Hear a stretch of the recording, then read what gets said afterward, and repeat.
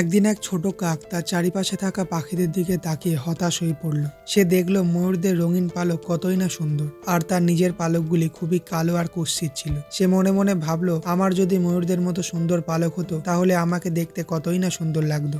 এই মনে চিন্তা নিয়ে সে বাগানে ঘুরতে চলে গেল। কাকটি সেখানে পৌঁছাতেই কিছু ময়ূরের পালক পড়ে থাকতে দেখে খুবই খুশি হলো। কাকটি আনন্দে মাটিতে পড়ে থাকা ময়ূরের পালকগুলো নিজের গায়ে গুজে নিয়ে সেখান থেকে উড়ে গেল ময়ূরদের কাছে। ময়ূরদের নাচতে দেখে কাকটার মনে হলো, আমিও তো এখন ময়ূরদের মতো কতই না সুন্দর, আমিও ওদের সাথে নাচ করলে ওরা কেউই কিছু মনে করবে না।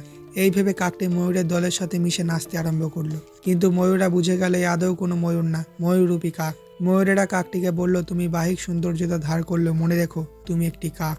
এই বলে তারা কাকটিকে সেখান থেকে তাড়িয়ে দেয়। লজ্জিত হয়ে কাকটি তার নিজের পুরনো দলে ফিরে এলে তারা বলে, তুমি আমাদের কাক সমাজকে অপমান করেছো, তোমার জায়গা এখানে হবে না, তুমি এখান থেকে চলে যাও। কাক একা হয়ে বুঝতে পারলো বাহ্যিক সৌন্দর্যতা নয়, নিজের আসল সৌন্দর্য থাকে চরিত্র গুণে।